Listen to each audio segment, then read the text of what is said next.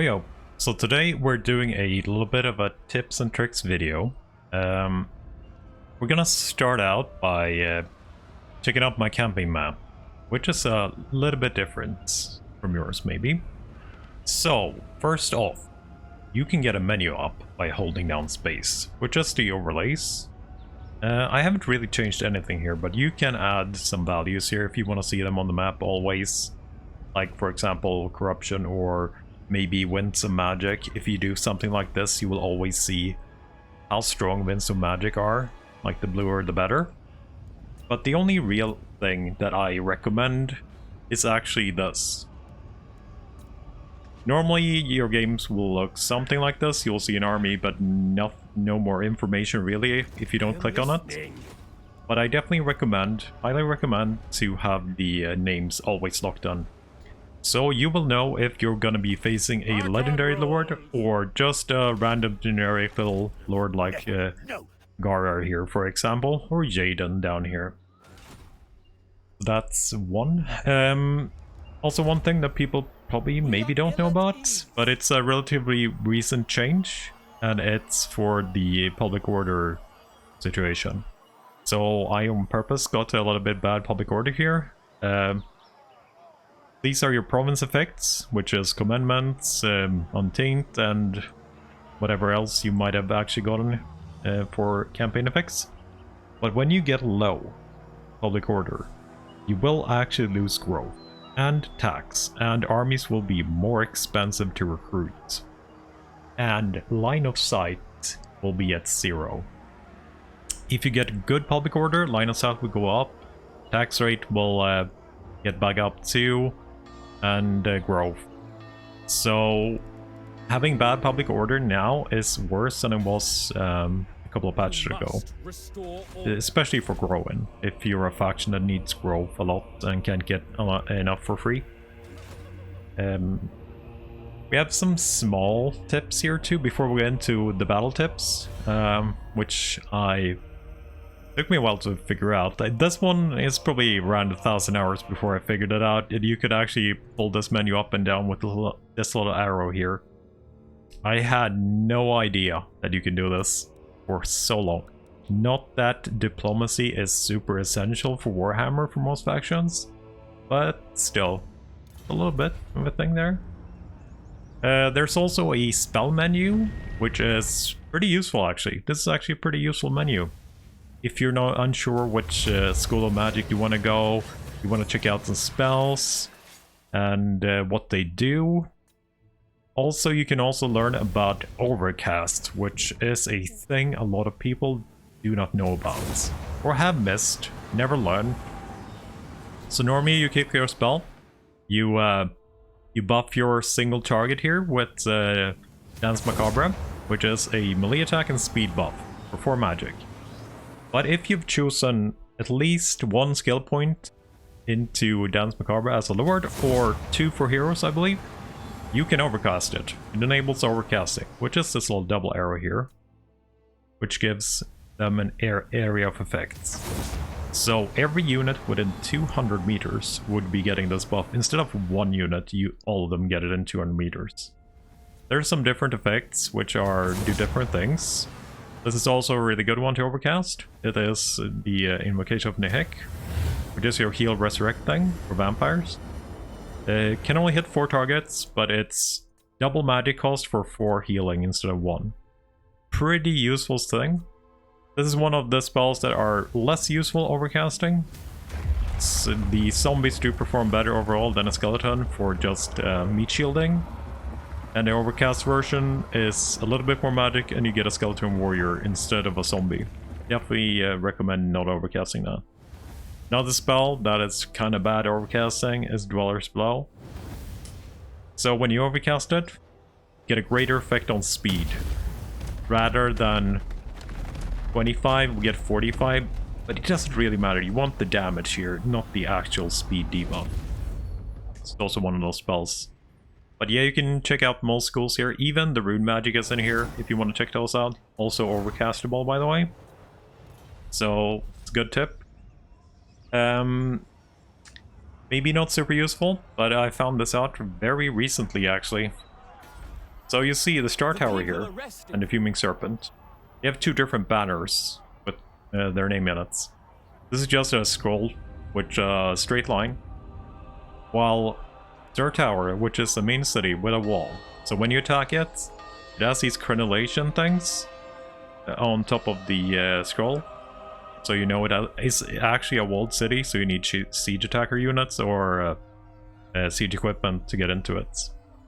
Maybe not super useful, but a pretty cool thing that I missed for thousands of hours before I actually realized it actually did something. You see it here on the Awakening too, while Pox March doesn't have it. Now I think we need to go into battle. Most of my tips are going to be battle tips, so let's declare war on Harpen here and get into a fight.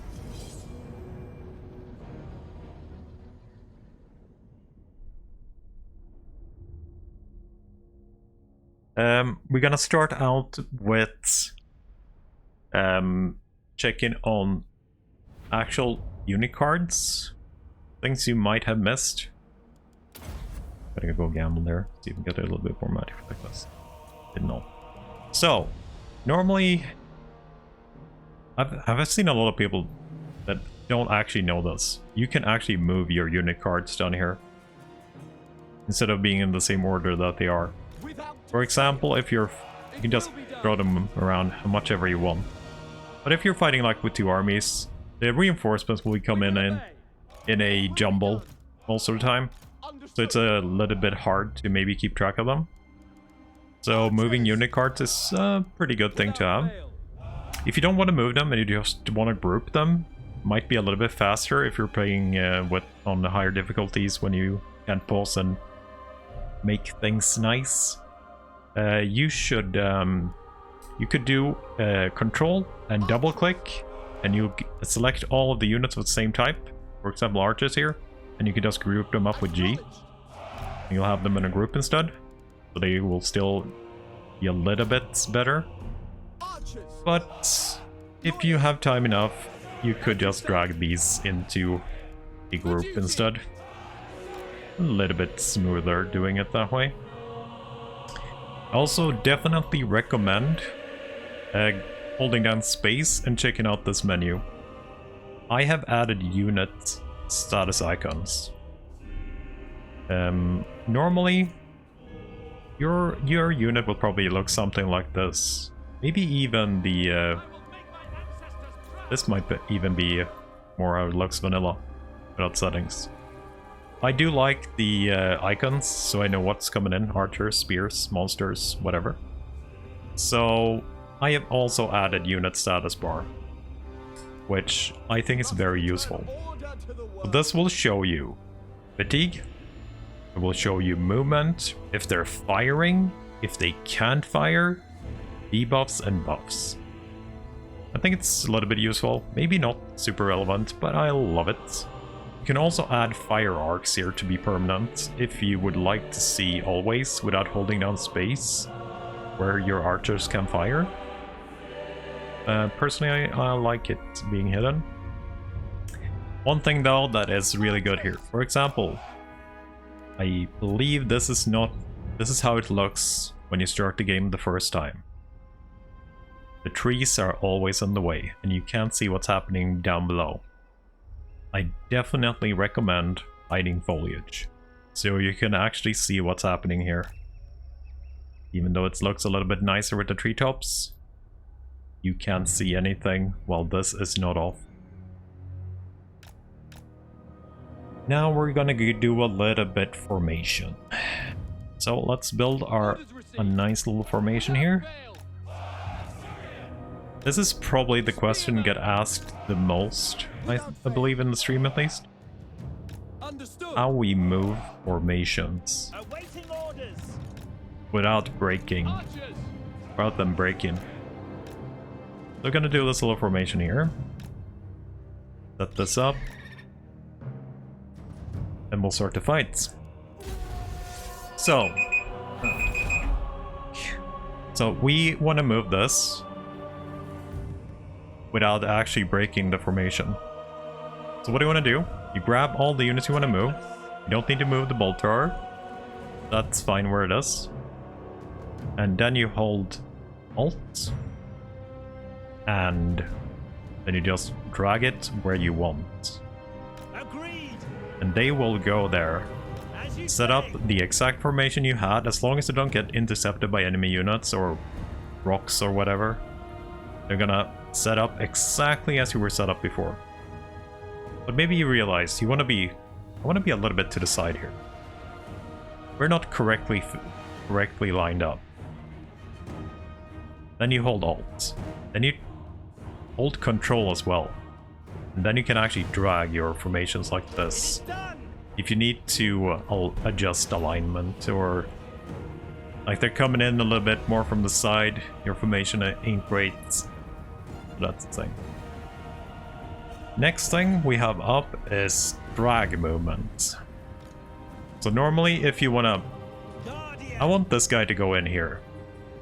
But I don't want him to just push through the units. This takes forever sometimes to actually go through here. It's okay with the Lord when it's not mounted.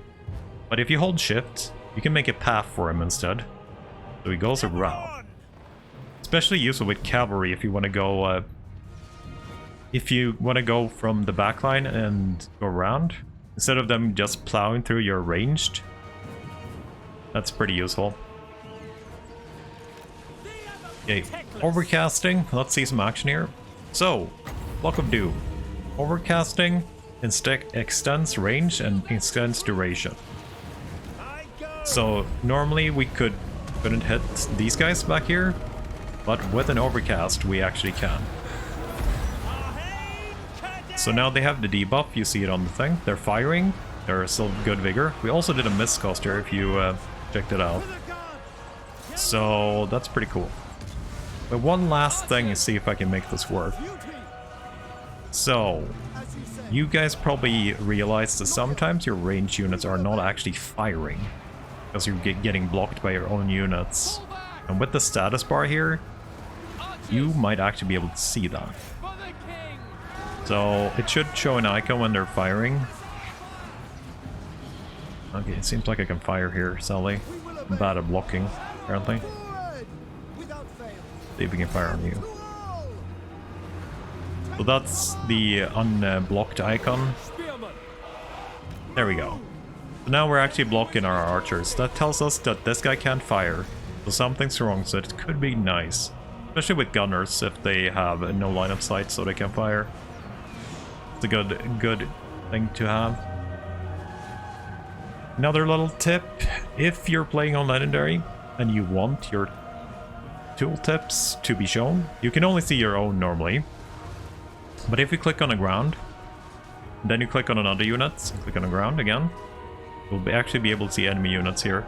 I'll just have to look in. If you're interested and you don't know a debuff or a buff, for example, like extra power here for Vampire Coast, and you don't know what it does, and because you're playing on the Legendary, you can't see it normally, it's a good thing to do. So click on the ground, click on the units, and click on the ground again.